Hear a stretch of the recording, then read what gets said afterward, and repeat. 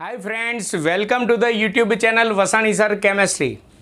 सौथी पहला तो मारी चैनल ने सब्सक्राइब करी देशो तथा बाजू में आपेला बेल आइकन ने दबाववानुं भूलशो नहीं। अत्यारे आपणे स्फटिकमय घन पदार्थ में घटक कणों एटले के गोळाओ, आपणे गोळा बोलूं एटले घटक कण समझी लेवानुं। एनी संवृत संकुलित रचनाओ आपणे भणी रह्या छे। संवृत संकुलित रचना एटले क्लोज पेकिंग रचना, नजीक नजीकनी गोठवणीओ। तो पहला आजना विडियो लेक्चर में हूँ दड़ियोना मॉडल द्वारा तमने समजावવાનો पण प्रयत्न करीश, पण वधारे पड़ता प्रकाशना कारणे ए दड़ियो तमने केमेरा में स्पष्ट नहीं देखाय। एटले आजना विडियो लेक्चर में मैं थोड़ो प्रकाश जे छे झांखो राखेलो छे, जेथी तमने मॉडल जे छे एमां मारे जे छिद्रो बताववाना छे ए बधुं तमे स्पष्ट जोई शको। एटले तमारे टूंकमां बोर्ड पर चलावेलू तमने देखावू जोईए अने मॉडल देखावा जोईए। हूँ तमने मारी ब्राइटनेस केवी छे मने जोईने कोई मतलब नहीं, तमने टॉपिक समजावो जोईए। चलो आपणे पहला लास्ट लेक्चरनुं थोड़ुं याद करी लईए, फटाफट याद करी लईशुं। गोळाओ द्वारा, गोळाओ बोलूं ने एटले समजी लेवानुं घटक कणो। जो गोळाओ ने एकबीजाने देखाय छे ने बधाने, जो गोळाओ एकबीजाने स्पर्शीने अडी अडीने एक सळंग मात्र हरोळ बनाववामां आवे तो आने कहेवाय गोळाओनी एक परिमाणीय संवृत संकुलित रचना, एटले के एक परिमाणीय क्लोज पेकिंग रचना, जेमां प्रत्येक गोळो अन्य बे गोळाओना संपर्कमां एटले त्यां तेनो सवर्गांक केटलो होय? 2। पण एक परिमाणीय गोठवणीथी शुं बने? हरोळ। चलो हवे आवी हरोळोने भेगी करीने आपणे द्विपरिमाणीय रचना भणवी छे। तो लास्ट लेक्चर में चोपड़ानी अंदर चार्ट दोरेलो छे, चोपड़ो साइड में खुल्लो राखजो। आवी घणी बधी हरोळने भेगी करीने मारे द्विपरिमाणीय क्लोज पेकिंग रचना बनावी छे। द्विपरिमाणीय क्लोज पेकिंग रचना में स्तर बनशे, हजी स्फटिक लेटिस नहीं बने। स्फटिक लेटिस छेल्ले त्रिपरिमाण में बने। चलो आ हरोळ जे छे आवी एक हरोळ लीधी, आनी उपर असंख्य हरोळ गोठवू, पण गोळानी उपर जो आ एक हरोळ, गोळानी उपर गोळो रहे ते रीते बीजी हरोळ, गोळानी उपर गोळो रहे ते रीते त्रीजी हरोळ, आम गोळानी उपर गोळो रहे ते रीते गोठवो एटले जो आवुं कंईक बनशे स्तर। आ स्तर बन्युं। जो तमे अहींया आ एक परिमाणीय हरोळ, गोळानी उपर गोळो रहे ते रीते बीजी हरोळ, गोळानी उपर ज गोळो रहे ते रीते त्रीजी हरोळ, एटले आ थयुं। आ स्तर एटले के आ द्विपरिमाणीय क्लोज पेकिंग रचना ने આપણે ચોરસ દ્વિપરિમાણીય ક્લોઝ પેકિંગ રચના કહીએ છીએ। ક્લોઝ પેકિંગ રચના એટલે સંવૃત સંકુલિત રચના। કેમ ચોરસ? તો યાદ કરો, આની અંદર પ્રત્યેક ઘટક કણ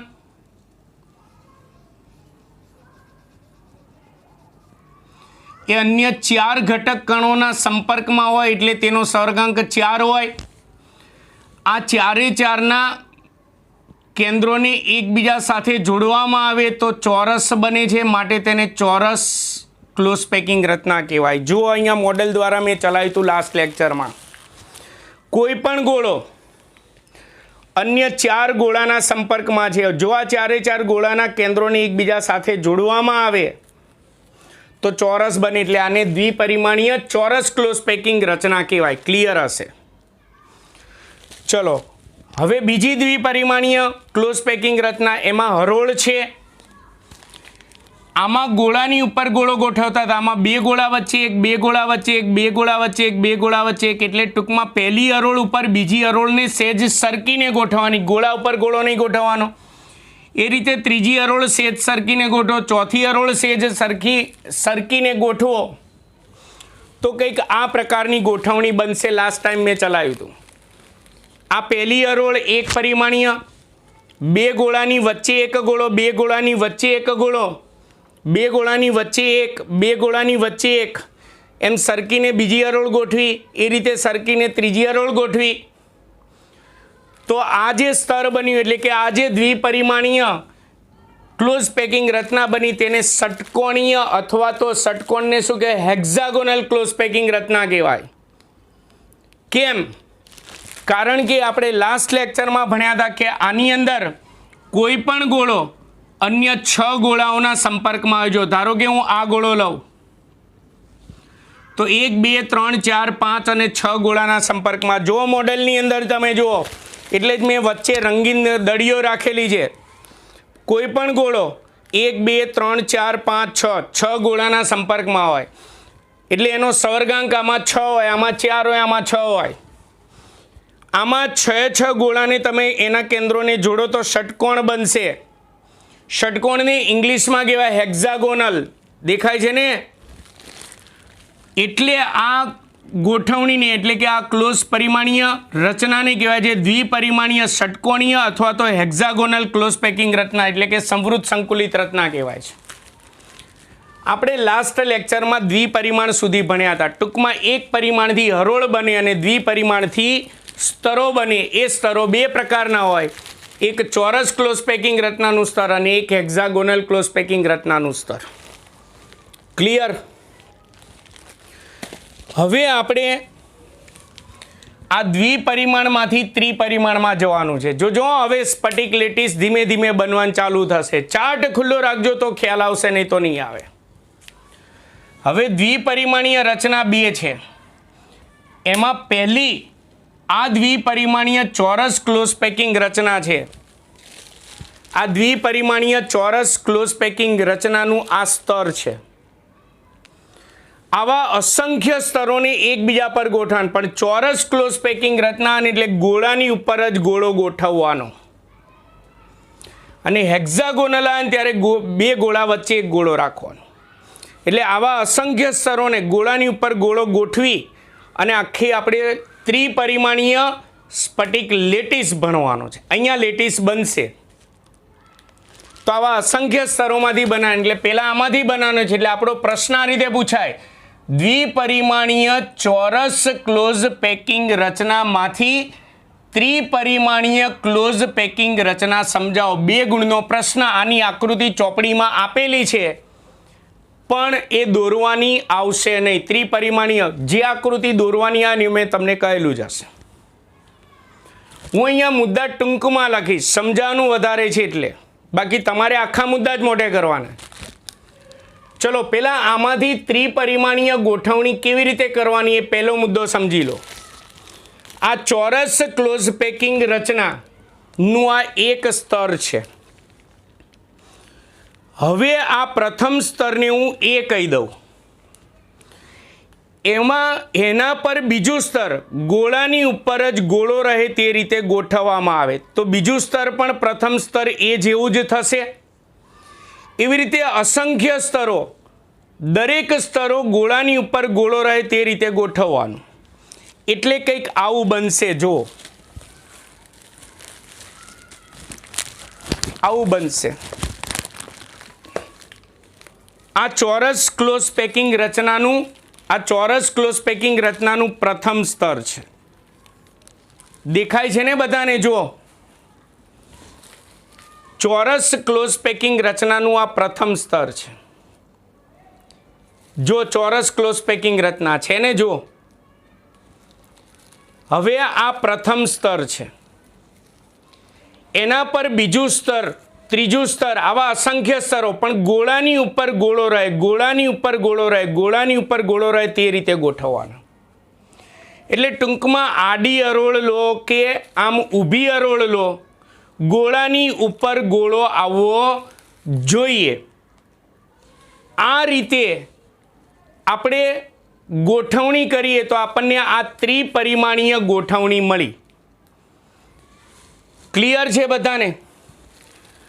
તો ટૂંકમાં આ દ્વિપરિમાણીય ચોરસ ક્લોઝ પેકિંગ રચનાની અંદર પહેલો મુદ્દો મેં તમને સમજાવ્યો કે એમાં દ્વિપરિમાણીય ચોરસ ક્લોઝ પેકિંગ રચનાના પ્રથમ સ્તર પર ગોળાની ઉપર ગોળો રહે તે રીતે અસંખ્ય સ્તરોની ગોઠવણી કરવામાં આવે છે. ક્લિયર? તો આ રીતે ગોળાની ઉપર ગોળાની ગોઠવણી કરવામાં આવે તો આ જે ત્રિપરિમાણીય લેટીસ બન્યો, સ્ફટિક રચના બની. એક પરિમાણમાં માત્ર શું બનતી હતી? હરોળ. દ્વિપરિમાણમાં શું બનતું હતું? સ્તર. અને આના અસંખ્ય સ્તરોને એકબીજા પર ગોઠવ્યા તો ત્રિપરિમાણીય રચના બની, લેટીસ બન્યો, સ્ફટિક રચના બની. આ લેટીસ શામાંથી બન્યો? ચોરસ ક્લોઝ પેકિંગ રચનામાંથી. એટલે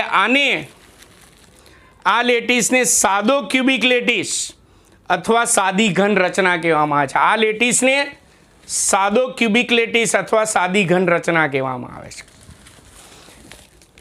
એટલે દ્વિપરિમાણીય, હું અહીંયા મુદ્દો બોલું છું, દ્વિપરિમાણીય ચોરસ ક્લોઝ પેકિંગ રચનાના પ્રથમ સ્તર પર ગોળાની ઉપર ગોળો રહે તે રીતે અસંખ્ય સ્તરોને ગોઠવવામાં આવે તો ત્રિપરિમાણીય ક્લોઝ પેકિંગ રચના બને છે. બીજો મુદ્દો, આ પ્રકારની ત્રિપરિમાણીય ક્લોઝ પેકિંગ રચનાથી બનતા સ્ફટિક લેટીસને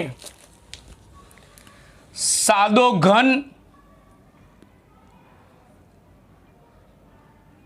પ્રકારનો સ્ફટિક લેટીસ પણ કહેવામાં આવે છે અથવા સાદો ક્યુબિક લેટીસ કહે છે. સાદો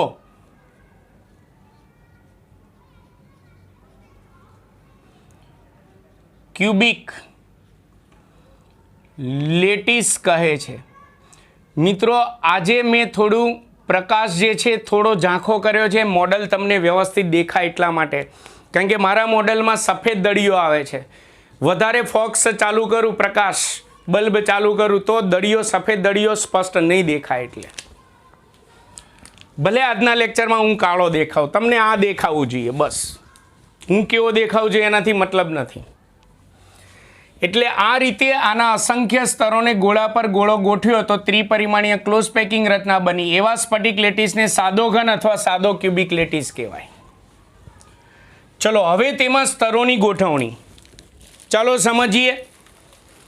જોતા રહેજો બધા મોડલ.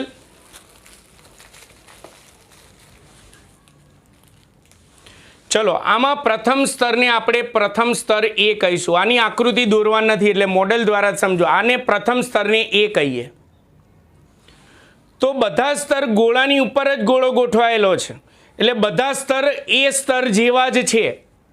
એટલે અહીંયા સ્તરોની ગોઠવણી A પ્રકારની થશે. એટલે આ પ્રકારના સાદા ક્યુબિક લેટીસમાં એટલે કે સાદા ઘન પ્રકારના લેટીસમાં સ્તરોની ગોઠવણી A ડેશ ડેશ ડેશ કરવાનું પ્રકારની હોય છે. પ્રકારની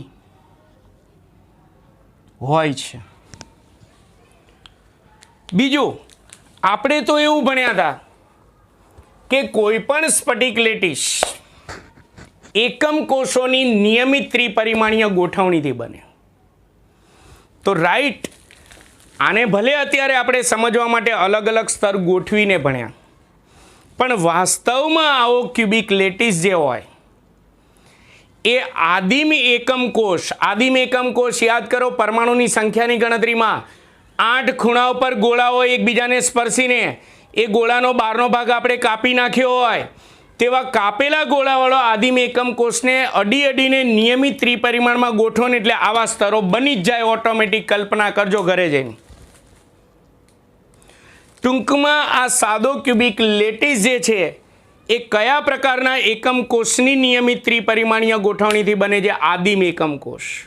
અત્યારે ભલે આપણે સ્તરોને અલગ અલગ ગોઠવીને બનાવી, વાસ્તવમાં આદિમ એકમ કોષમાંથી આ બને.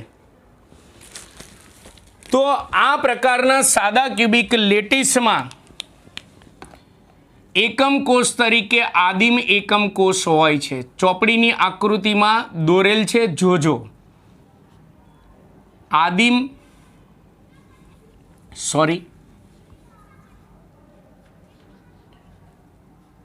એકમ કોષની નિયમિત ત્રિપરિમાણીય ગોઠવણીથી બને એટલે આ પ્રકારના સ્ફટિક લેટીસમાં એકમ કોષ તરીકે આદિમ એકમ કોષ હોય છે. ચલો, સંવર્ગાંક. સંવર્ગાંક એટલે કોઈ પણ ગોળો અન્ય કેટલા પડોશી ગોળાના સંપર્કમાં છે, ટચમાં છે, તો જો વિચારો, ધારો કે આ સાદો ક્યુબિક લેટિસ છે, ગોળા ઉપર ગોળો ગોઠવીને બનાવ્યો, એમાંથી ધારો કે હું આ વચ્ચેનું સ્તર આમ ખેંચી લઉં, વચ્ચેનું સ્તર ખેંચી લીધું, ઉપર નીચે સ્તર છે સમજી લો, ઉપર એક સ્તર છે, નીચે એક સ્તર છે સમજી લો. આપણે ગોળાની ઉપર ગોળો ગોઠવ્યો છે, બરાબર, સવર્ગાંક સમજજો. તો આમાં કોઈ પણ ગોળો હોય, પહેલાં તો પોતાના સ્તરના કેટલા ગોળાના સંપર્કમાં? 4. એ અહીંયા ભણી ગયા. કોઈ પણ ગોળો પોતાના સ્તરના 4 ગોળાના સંપર્કમાં દેખાય છે. કોઈ પણ ગોળો પોતાના સ્તરના 4 ગોળાના સંપર્કમાં હોય, સમજો. હવે ગોળાની ઉપર ગોળો છે, ઉપરનું સ્તર, અને ગોળાની ઉપર ગોળો નીચેનું સ્તર છે. તો જો, તો આ ગોળો જે છે પોતાના સ્તરના 4 ગોળાના સંપર્કમાં છે, ઉપરના સ્તરના 1 ગોળાના સંપર્કમાં આવશે, અને એ જ રીતે ગોળાની ઉપર ગોળો ગોઠવ્યો એટલે નીચેના સ્તરના 1 ગોળાના સંપર્કમાં આવશે. એટલે આ પ્રકારની ત્રિપરિમાણીય ક્લોઝ પેકિંગ રચના એટલે કે સાદો ક્યુબિક લેટિસમાં પ્રત્યેક ગોળો પોતાના સ્તરના 4 ગોળા, ઉપરના સ્તરનો 1 ગોળો અને નીચેના સ્તરનો 1 ગોળો, એમ કુલ 6 ગોળાઓના સંપર્કમાં. 4, 5 અને 6. કલ્પના કરતા રહેજો, જેટલું તર્ક દોડાવશો, હું સમજાવવાનો પ્રયત્ન કરું એટલું ધ્યાન રાખજો. તો આ પ્રકારના સ્ફટિક લેટિસમાં પ્રત્યેક ગોળો પોતાના સ્તરના 4 ગોળાના સંપર્કમાં આવે છે, તથા ઉપરના સ્તરનો 1 ગોળો અને નીચેના સ્તરના 1 ગોળાના સંપર્કમાં આવે છે. એમ કુલ 6 ગોળાના સંપર્કમાં હોવાથી આ પ્રકારની ક્લોઝ પેકિંગ રચનામાં પ્રત્યેક ગોળાનો સહર્ગાંક 6 હોય છે. સહર્ગાંક. સંકુલન ક્ષમતા, જેને પેકિંગ ક્ષમતા કહે છે, તમે આ પ્રશ્ન ચોપડીમાં વાંચશો તો આ થિયરીમાં એની પેકિંગ ક્ષમતા આપેલ નથી, આગળ જતાં થિયરીમાં આવે છે. આપણે એક મુદ્દો ઉમેરવાનો થિયરીમાં, મેં પેમ્ફલેટમાં ઉમેરેલો છે. પેકિંગ ક્ષમતા સમજો, હું પેકિંગ ક્ષમતા કોને કહેવાય પહેલાં લખું છું. આ પ્રકારની ક્લોઝ પેકિંગ રચનામાં ગોળાઓની સંકુલન ક્ષમતા એટલે કે પેકિંગ ક્ષમતા આશરે 52.36% જેટલી હોય છે. આગળ જતાં આપણે એક થિયરીમાં ગણતરી કરીને મેળવીશું, પણ આ શું છે, આનો અર્થ શું થાય સમજો. આ આપણી પાસે સાદો ક્યુબિક લેટિસ છે. તો વિચારો, ઘટક કણો ગોળા સ્વરૂપે હોય તો વચ્ચે વચ્ચે તમને જગ્યા દેખાય છે, છોડેલી વચ્ચે વચ્ચે જગ્યા દેખાય છે ને. તો પેકિંગ ક્ષમતા એટલે આ ઘટક કણોની ગોઠવણી માટે જે કુલ અવકાશ મળે છે, 100%નો અવકાશ, એ અવકાશમાંથી ગોળાઓ દ્વારા 52.36% જગ્યા રોકાય છે, અને બાકીની જગ્યા વચ્ચેની ખાલી જગ્યા દ્વારા છૂટી જાય છે. એટલે ટૂંકમાં પેકિંગ ક્ષમતા એટલે કે સંકુલન ક્ષમતા એટલે ગોળાઓને જે કુલ અવકાશ મળે એમાંથી કેટલા ટકા જગ્યા ગોળાઓ દ્વારા રોકાય છે એને કહેવાય તેની પેકિંગ ક્ષમતા, અને બાકીની જગ્યા વચ્ચેના રહેલા છિદ્રો દ્વારા છૂટી જાય. તો સાદા ક્યુબિક લેટિસમાં ગોળાઓ એકબીજા પર ગોઠવાયેલા હોય એટલે આખો જે એને અવકાશ મળ્યો ગોઠવણી માટે એમાંથી 52.36% જેટલી જગ્યા ગોળાઓ રોકે, બાકીની બધી જગ્યા વચ્ચેના છિદ્રો દ્વારા છૂટી જશે. એટલે આ પ્રકારની ક્લોઝ પેકિંગ રચના એટલે કે આ પ્રકારના લેટિસમાં ગોળાઓની પેકિંગ ક્ષમતા એટલે કે સંકુલન ક્ષમતા 52.36% હોય છે. તો મિત્રો, આપણે આ દ્વિપરિમાણીય ચોરસ ક્લોઝ પેકિંગ રચનામાંથી ત્રિપરિમાણીય ક્લોઝ પેકિંગ રચના ભણ્યા. ચાર્ટ ખુલ્લો રાખજો, નહીં તો કન્ફ્યુઝન થશે. હવે તો ઘણાને એમ થાય, તો સાહેબ હવે અમને ખબર પડી ગઈ, હવે દ્વિપરિમાણીય ષટકોણીય ક્લોઝ પેકિંગ રચનામાંથી ત્રિપરિમાણીય રચના. ના, આમાં ડાયરેક્ટ ત્રિપરિમાણીય રચના આમાંથી આ ભણવાની નથી. આમાંથી ડાયરેક્ટ ભણ્યા અસંખ્ય સ્તરોને ગોઠવીને. જ્યારે આમાં એક સ્તર પર બીજા સ્તરને ગોઠવીને પહેલાં એમાં જોવા મળતા છિદ્રોના પ્રકારો ભણવાના, પછી બીજા સ્તર પર ત્રીજા સ્તરો ગોઠવીને આવો સ્ફટિક લેટિસ ભણવાનો. એટલે આમાં 2 ભાગમાં ભણવાના આવશે. આમાં ડાયરેક્ટ આપણે સ્ફટિક લેટિસ બનાવી દીધો, એટલે કે આમાં અસંખ્ય સ્તરોને ડાયરેક્ટ ગોઠવીને ત્રિપરિમાણીય ક્લોઝ પેકિંગ રચના બનાવી દીધી. પણ આમાં ડાયરેક્ટ અસંખ્ય સ્તરોને ગોઠવવાના નથી, માત્ર પેલા 2 સ્તરોને એકબીજા પર ગોઠવીને તેમાંથી રચાતા છિદ્રોનો આપણે અભ્યાસ કરીશું અને પછી આપણે વધારે સ્તરો ગોઠવીને આ રીતે સ્ફટિક લેટીસ ભણીશું. ક્લિયર? તો ચાલો હવે આના પ્રથમ સ્તર પર બીજા સ્તરની ગોઠવણી કરવાથી મળતા છિદ્રો પહેલાં ભણીએ, પછી આના પછીના લેક્ચરમાં ત્રીજા સ્તરની ગોઠવણી કરીને આ રીતે લેટીસ ભણીશું. આ જે પ્રશ્ન ચલાવ્યો તો એની આકૃતિ તમારે દોરવા નથી, ચોપડીમાં આપેલી છે. બધું હું દળીઓના મોડેલ દ્વારા સમજાવીશ, છિદ્રો પણ સમજાવીશ. આની અંદર હું કહું ને એટલી આકૃતિઓ તમારે દોરવાની થશે. ચલો, આનો પ્રશ્ન આવો થશે: દ્વિપરિમાણીય ષટકોણીય ક્લોઝ પેકિંગ રચના. હું ક્લોઝ પેકિંગ રચના બોલું ને એટલે સંવૃત સંકુલિત રચના સમજી જ લે. હવે હું વારે ઘડી નહીં બોલું. ષટકોણીય ને હેક્ઝાગોનલ પણ કહેવાય. એના આ સ્તર છે ને, જો આના પ્રથમ સ્તર પર બીજા સ્તરની ગોઠવણી કરીને એમાંથી રચાતા છિદ્રોનો આપણે અભ્યાસ કરવાનો છે. એટલે આ પ્રશ્ન આ રીતે પૂછાય: દ્વિપરિમાણીય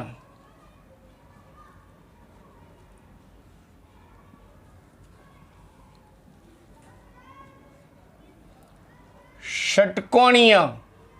જોજો, ચોપડીમાં બધી જગ્યાએ ષટકોણીય લખ્યું હશે ને પરીક્ષામાં હેક્ઝાગોનલ કરી નાખે તો ગભરાઈ ના જતા. ષટકોણીય એટલે કે હેક્ઝાગોનલ.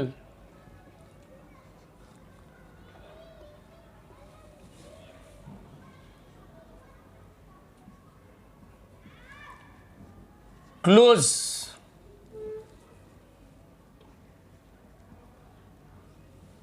પેકિંગ રચનાના પ્રથમ સ્તર પર બીજા સ્તરની ગોઠવણીથી પ્રથમ સ્તર પર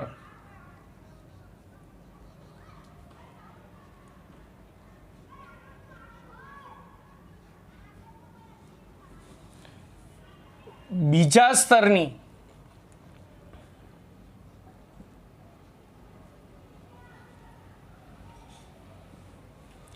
ગોઠવણીથી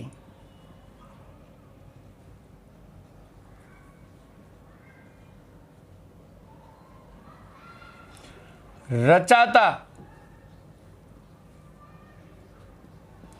છિદ્રો.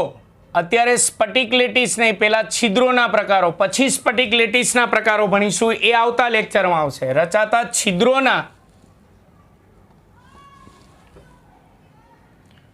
પ્રકારો આકૃતિ સહ સમજાવો. જો આકૃતિ સહ સમજાવો એટલે એનો મતલબ કે આ થિયરીમાં આપણે આકૃતિ દોરવાની થશે અને હજી આપણે અહીંયા પ્રથમ સ્તર પર બીજા સ્તરની જ ગોઠવણી કરીશું, એટલે સ્ફટિક લેટીસ બનશે નહીં. સ્ફટિક લેટીસ તો ક્યારે બને? અસંખ્ય સ્તરોને ગોઠવીએ ત્યારે. આની અંદર તમારે એક તો અહીંયા જે હું આમાં હજી આકૃતિમાં ફેરફાર કરી છે કે આ આકૃતિ દોરવાની રહેશે અને નાની નાની જે બીજી આકૃતિઓ દોરવી એ પણ દોરવાની રહેશે. મુદ્દાઓ બધા હું મૌખિક સમજાવવાનો છું. મુદ્દા લખતા જવાના, આકૃતિ દોરતી જાય, બંને એક સાથે શક્ય ના બને. ચાલો સમજો. આ આપણું દ્વિપરિમાણીય. આને ભૂલી જાઓ હવે. ચલો એને ભૂસી પણ નાખું છું. આ ભૂલી જાઓ.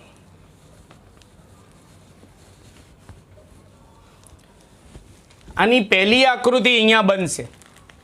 ચલો, આ દ્વિપરિમાણીય ષટકોણીય એટલે કે હેક્ઝાગોનલ ક્લોઝ પેકિંગ રચના છે. 1 મિનિટ, હું થોડું માઇક જે છે સરખું કરી નાખું.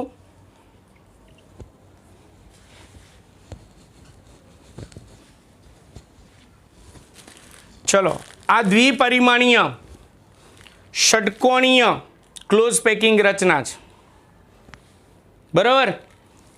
હવે આના પ્રથમ સ્તર પર બીજા સ્તરની આવા બીજા સ્તરની ગોઠવણી કરવાની. પણ કેવી રીતે? જો ચોરસ ક્લોઝ પેકિંગ રચના હોય તો ગોળા ઉપર ગોળાની ગોઠવણી કરવાની. પણ આ હેક્ઝાગોનલ ક્લોઝ પેકિંગ રચના હોય ને તો ગોળાની ઉપર ગોળો ના હોવો જોઈએ. પણ જોજો બરાબર, આમાં 3 ગોળાની વચ્ચે રચાતા જે છિદ્રો હોય એ છિદ્ર ઉપર બીજા સ્તરનો ગોળો આવવો જોઈએ. 3 ગોળાની વચ્ચે જે ત્રિકોણીય છિદ્ર આવે એની ઉપર ગોળો આવવો જોઈએ. ગોળાની ઉપર ગોળો ના આવવો જોઈએ, વચ્ચે સેજ સરકીને ગોઠવવાનું, વચ્ચેના ત્રિકોણીય છિદ્રો છે એના ઉપર બીજા સ્તરનો ગોળો આવવો જોઈએ. તો એ રીતે તમે આ પ્રથમ સ્તર પર બીજું સ્તર ગોઠવો તો આ રીતે 2 સ્તરોની ગોઠવણી થશે. જો તમે આમાં ગોળાની ઉપર ગોળો નથી એટલે 2 ગોળા વચ્ચે એક આવશે, 2 ગોળા વચ્ચે એક દેખાય છે ને બધાને. જો આમાં ગોળાની ઉપર ગોળો નથી, 2 સ્તરોની ગોઠવણી કરો એટલે 2 ગોળા વચ્ચે એક, 2 ગોળા વચ્ચે એક, 2 ગોળા વચ્ચે એક, 2 ગોળા વચ્ચે એક, 2 ગોળા વચ્ચે. એટલે પહેલાં હું એવું દોરું. ચલો આ પ્રથમ સ્તર મેં દોરેલું છે. હવે આપણે ચોપડામાં આમ તો દોરી નહીં શકીએ એટલે આમ જ દોરવાનું જ. હવે આના ઉપર આ પ્રથમ સ્તર છે સમજી લો. હવે આના ઉપર હું એના ત્રિકોણીય છિદ્રો જે છે એની ઉપર બીજા સ્તરનો ગોળો રહે તે રીતે બીજું સ્તર હું દોરું છું. એટલે ધ્યાન રાખજો, આ આપણું પ્રથમ સ્તર છે.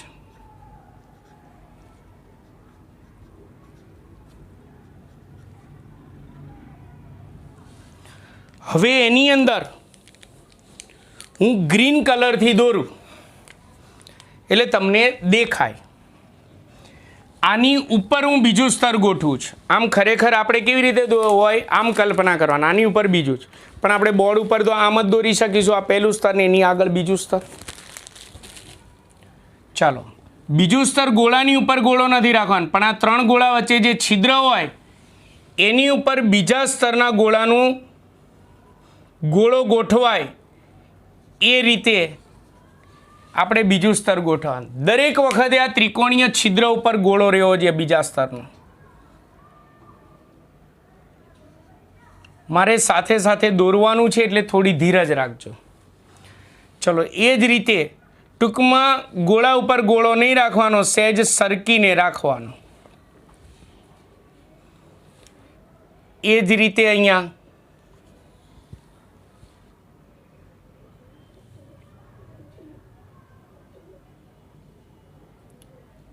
તમને સરસ રીતે સમજાય, સરસ રીતે સમજવું હોય તો થોડી ધીરજ રાખવી પડે. હવે આપણે ષટકોણીય રચના જે હોય એના સ્તરમાં પણ જો સ્તરની અંદર પણ 2 ગોળાની વચ્ચે ગોળો હોય એટલે બીજા સ્તરમાં આ 2 ગોળાની વચ્ચે ગોળો આવવો જોઈએ. એટલે હવે હું આ ત્રિકોણીય છિદ્રોને ઢાંકી દઉં છું.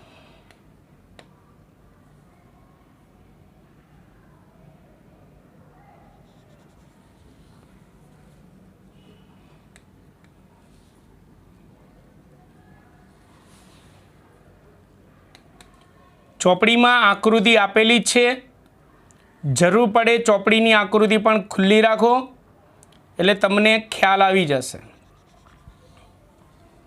એકબીજાને સ્પર્શેલા હોવા જોઈએ.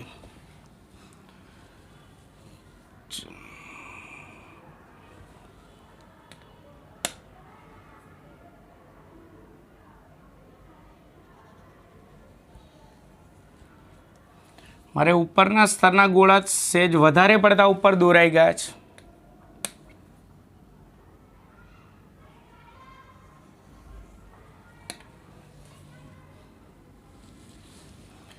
ચલો, એ જ રીતે હજી આગળ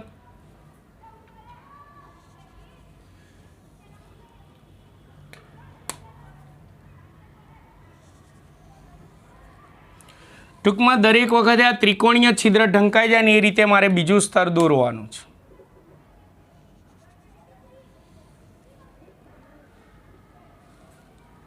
આ સ્પર્શેલા છે એવું સમજી લેજો.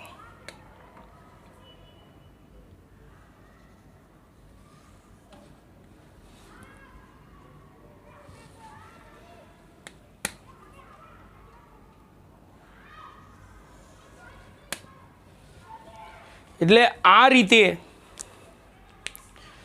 બે સ્તરોને હેક્ઝાગોનલ ક્લોઝ પેકિંગ રચનાના બે સ્તરોના ગ્રીન કલરથી દોર્યું એના ઉપર આપણે બીજું સ્તર દોર્યું. ચલો આ રીતે બે સ્તરોને એકબીજા પર સરકેલા રહે તે રીતે બે સ્તરોને ગોઠવવાના. એટલે સ્ફટિક રચના હજી નથી બની, પણ એના કારણે આ બે સ્તરોને એકબીજા પર તમે આમ ગોઠવો સરકીને, તો એના કારણે જુઓ બરાબર જુઓ. એટલે જ મેં આજના લેક્ચરમાં પ્રકાશ જે છે લાઇટિંગ ઓછું રાખ્યું છે. ભલે હું કાળો દેખાવ, તમને આ મોડેલ વ્યવસ્થિત દેખાવો જોઈએ. એના કારણે વચ્ચે વચ્ચે આ છિદ્રો દેખાય છે. છિદ્રો જો આ છિદ્રો દેખાય છે. છિદ્રો દેખાતા હશે, જો આ છિદ્રો દેખાય છે. આ બધા આ છિદ્રો અંદર રચાશે.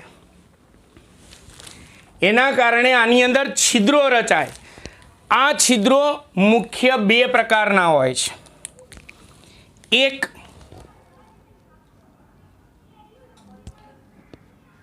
ચતુષ્ફલકીય છિદ્રો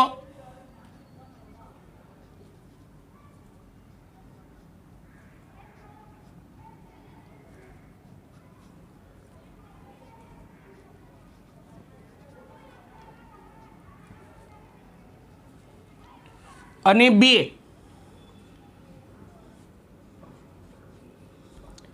અષ્ટફલકીય છિદ્રો.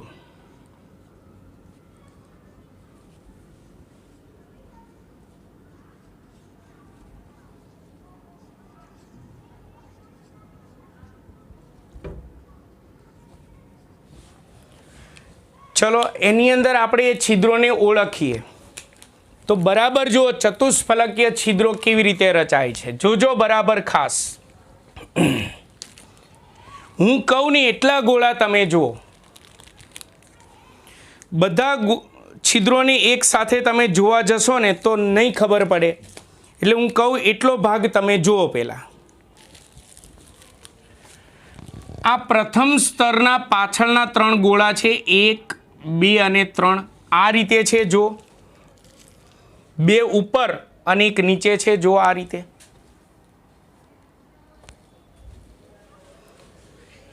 એના આ ત્રિકોણીય છિદ્ર પર આ બીજા સ્તરનો આ જે ગોળો જે છે એના ત્રિકોણીય છિદ્રને ઢાંકી દીધો. જુઓ તો અહીંયા આના ત્રિકોણીય છિદ્ર પર આ બીજા સ્તરનો ગોળો આમ ત્રિકોણીય છિદ્ર ઉપર જ એક્ઝેક્ટ આમ ગોઠવાયેલો છે. જુઓ, ખ્યાલ આવ્યો શું થયું? જુઓ, પ્રથમ સ્તરના 3 ગોળા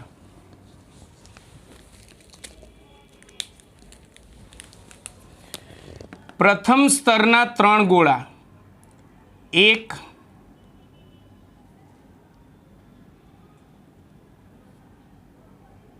2 અને 3. આ પ્રથમ સ્તરના 3 ગોળા છે. ફર્સ્ટ લખું એટલે સમજી લેજો પ્રથમ સ્તર. એના આ ત્રિકોણીય છિદ્ર ઉપર બીજા સ્તરનો એક ગોળો આ ત્રિકોણીય છિદ્રને ઢાંકી દે છે.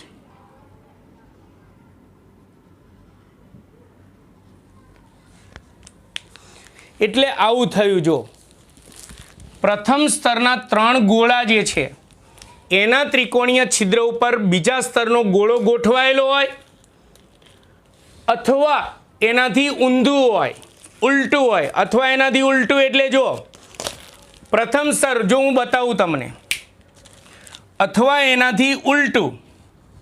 જો હવે અહીંયા તમે જો આ પ્રથમ સ્તરનો એક ગોળો અને આગળના સ્તરના 3 ગોળા આમ સીધા છે. જો 1, 2 અને 3. જો એ આગળના સ્તરના 3 ગોળાનું આ જે ત્રિકોણીય છિદ્ર હોય એની પાછળ પ્રથમ સ્તરનો ગોળો આવી જાય છે. આમ છે જો. એટલે આના કરતાં ઊંધું થયું. જો અહીંયા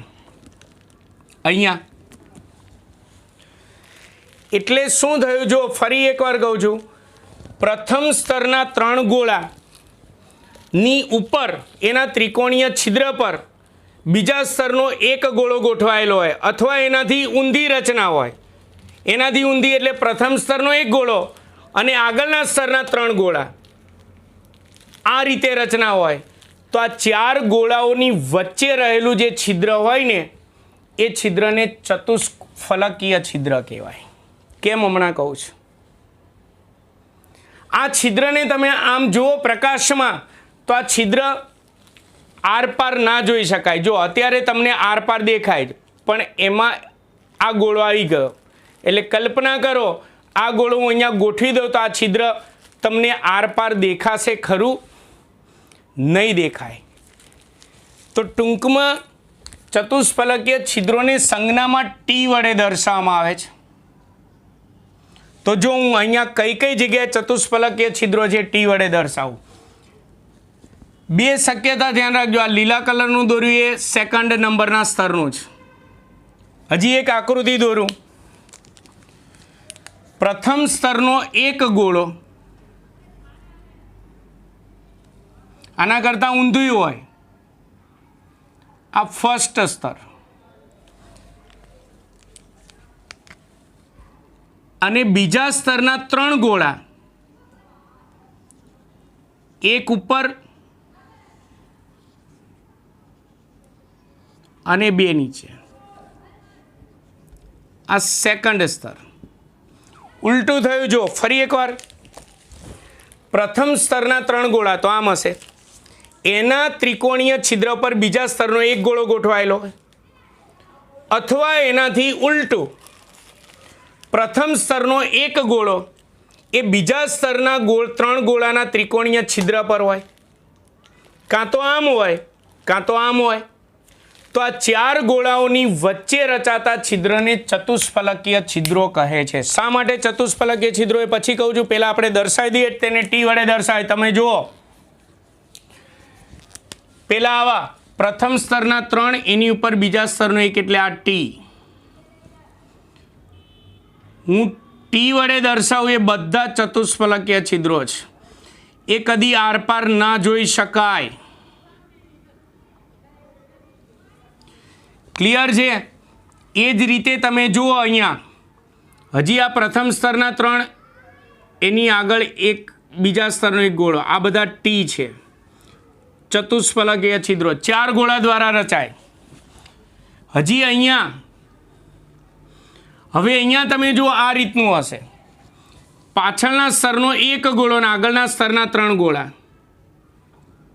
ચતુષ્ફલકીય છિદ્રો રચાશે ટી.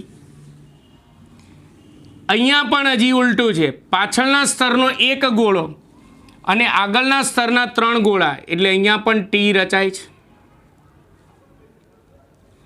ચતુષ્ફલકીય છિદ્રો એટલે ચતુષ્ફલકીય છિદ્રોનો પહેલો મુદ્દો બોલું છું. પ્રથમ સ્તરના 3 ગોળાની વચ્ચે રહેલા ત્રિકોણીય છિદ્ર પર બીજા સ્તરનો એક ગોળો ગોઠવાયેલો હોય અથવા તેથી ઉલટી રચના હોય. તો તેથી ઉલટી રચના એટલે સમજી લેવાનું, મુદ્દામાં લખવા નહીં. તેથી ઉલટી રચના એટલે એનો મતલબ કે પ્રથમ સ્તરનો એક ગોળો અને આગળના સ્તરનો બીજા સ્તરનો 3 ગોળા. ખ્યાલ આવી ગયો? તેથી ઉલટી રચના.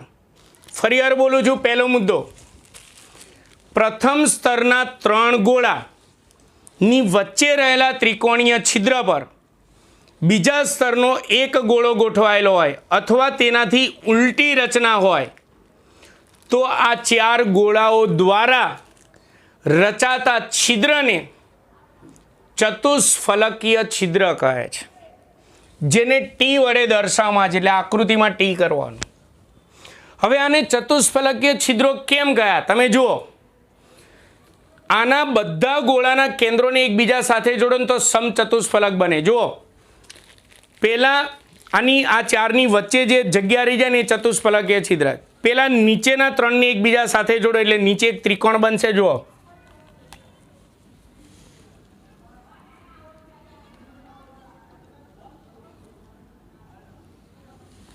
નીચેના 3ના કેન્દ્રને એકબીજા સાથે જોડો એટલે નીચે એક ત્રિકોણ બનશે. હવે 3 એ 3ના કેન્દ્રને ઉપરના ગોળાના કેન્દ્ર સાથે જોડો એટલે ઉપર એક પિરામિડ બને. નીચે ત્રિકોણ હોય અને ઉપર એક પિરામિડ હોય, નીચે ત્રિકોણ હોય અને ઉપર પિરામિડ બનતો હોય તો આને ચતુષ્ફલકી આકાર કહેવાય. નીચે ત્રિકોણ ઉપર પિરામિડ, મેં આવી આકૃતિ દોરી. હવે આને આમ સામેથી જુઓ તમે, આમ ઉપરથી, તો આપણે આ આકૃતિ નથી દોરવાની, એક દોરવાની અને આ બીજી દોરવાની. હવે એને ઉપરથી જુઓ પિરામિડને, તો આમ ઉપર આમ પિરામિડ એટલે આપણે આમ દોરી નાખવાનું, આ રીતની રચના. એટલે આ 4 ગોળાના કેન્દ્રોને એકબીજા સાથે જોડો તો નીચે ત્રિકોણ બને અને 3 એ 3ના ગોળાને ઉપરના ગોળાના કેન્દ્ર સાથે જોડો એટલે નીચે ત્રિકોણ ઉપર પિરામિડ બને, ચતુષ્ફલક બને છે. માટે આ 4 ગોળા વડે રચાતા છિદ્રોને ચતુષ્ફલકીય છિદ્રો કહે છે. તેને સંજ્ઞામાં ટી વડે દર્શાવવામાં આવે છે. ક્લિયર? આ છિદ્રોનો પહેલો પ્રકાર પૂરો. ચલો હવે છિદ્રોનો બીજો પ્રકાર. આ 2 સ્તરોને એકબીજા સાથે ગોઠવ્યા છે તો વચ્ચે જે છિદ્રો દેખાય છે ને એમાં બીજા છિદ્રો પણ છે, અષ્ટફલકીય છિદ્રો. પણ એ કેવી રીતે છે સમજજો ખાસ. હવે હું કહું ને એ જોજો, ખાસ હું કહું એ જોજો. ચતુષ્ફલકીય છિદ્રો આર પાર ના દેખાય. કેમ? કારણ કે એમાં ત્રિકોણીય છિદ્ર ઉપર ગોળો આવી જાય. આમ કરો તો પણ આર પાર ના દેખાય અને આમ ઊંધી રચના હોય તો એ આર પાર ના દેખાય, કારણ કે આમ ગોળો આવી જાય. અને 4 ગોળા વડે રચાય. આ 6 ગોળા વડે રચાય અને આરપાર દેખાશે. જોજો કેવી રીતે. હું કહું ને એટલી વસ્તુનું તમે અવલોકન કરો. જો હવે આ છિદ્ર તમે જુઓ, પ્રથમ સ્તરના 3 ગોળા આ રીતે છે, એક ઉપર અને 2 નીચે. જુઓ 1, 2 અને 3. એની એક્ઝેક્ટ ઉપર એના ત્રિકોણીય છિદ્ર પર બીજા સ્તરના 3 ગોળા ઊંધા છે, 2 ઉપર 1 નીચે. જો પ્રથમ સ્તરનો 1 ઉપર 2 નીચે છે તો બીજા સ્તરનો 2 ઉપર અને 1 નીચે છે. આ રીતે 6 ગોળા વડે જે છિદ્ર બને ને અષ્ટફલકીય છિદ્રો એ આરપાર જોઈ શકાય. આમ જો અહીંયા આરપાર જોઈ શકાય છે. હું અહીંયા દોરું. જો પ્રથમ સ્તરના 3 ગોળા, 1 ઉપર છે અને 2 નીચે છે.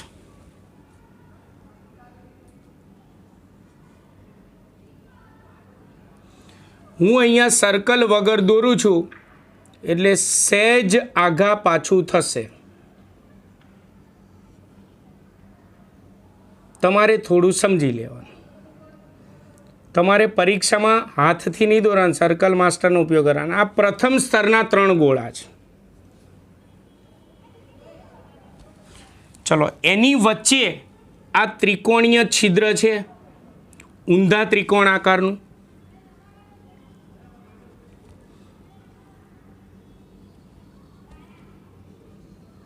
આ રીતે છે. આમાં આ ત્રિકોણ જે છે એનું શિરોબિંદુ આ કહેવાય. હવે એની એક્ઝેક્ટ ઉપર જો આ પ્રથમ સ્તર, એની એક્ઝેક્ટ ઉપર બીજા સ્તરના 3 ગોળા ઊંધા ગોઠવાય, 2 ઉપર અને 1 નીચે છે. એટલે આ રીતે 2 ઉપર છે,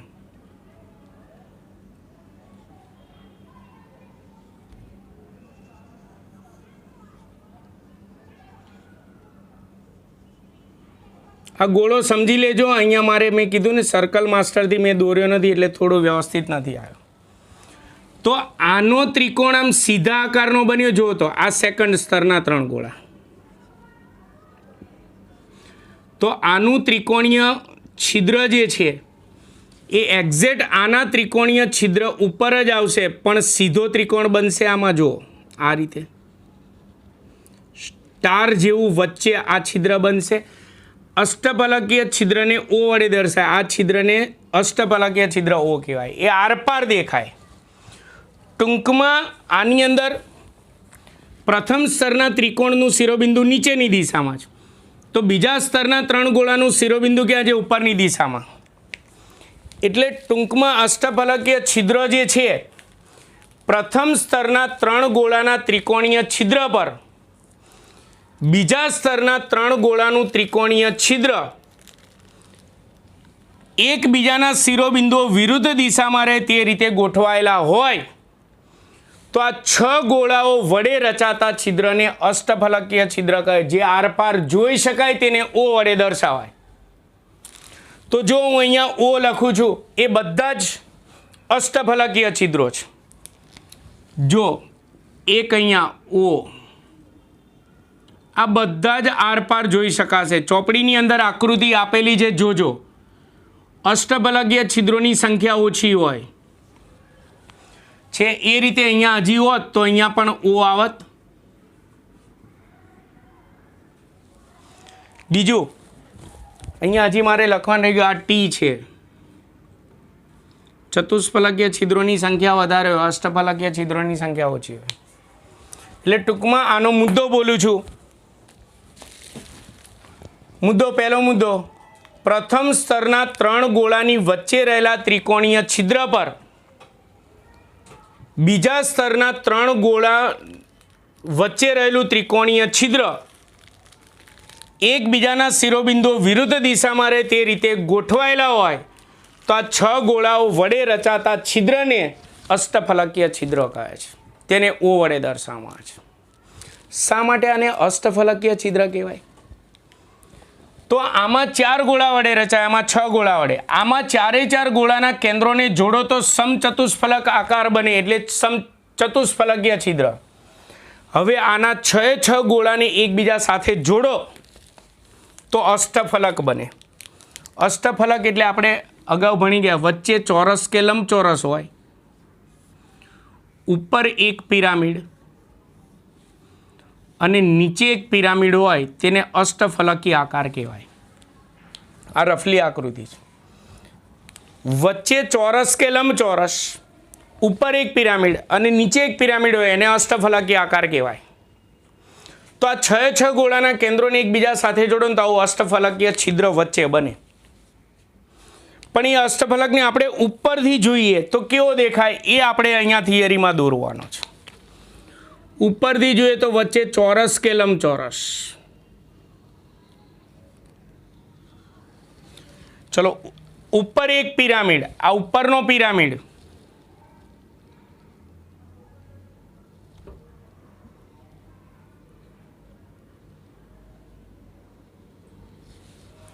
અને નીચેનો પિરામિડ એટલે આમ પાછળ થશે. આમે આગળ એક પિરામિડ દોર્યો, એક પાછળ દોરવાનો છે. એ પાછળનો પિરામિડ હું બ્લુ કલરથી દોરું.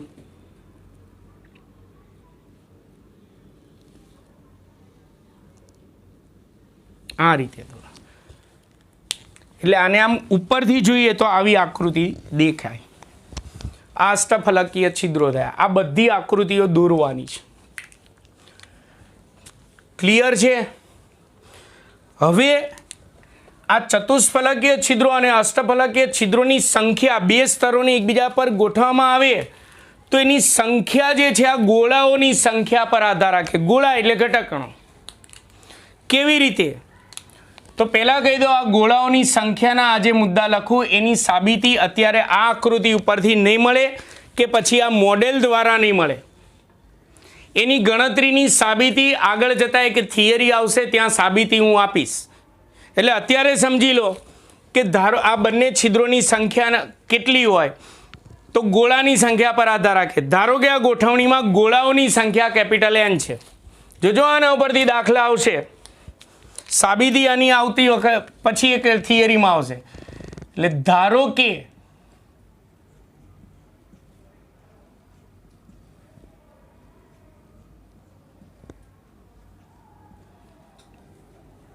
સ્ફટિક લેટિસમાં ગોળાઓની સંખ્યા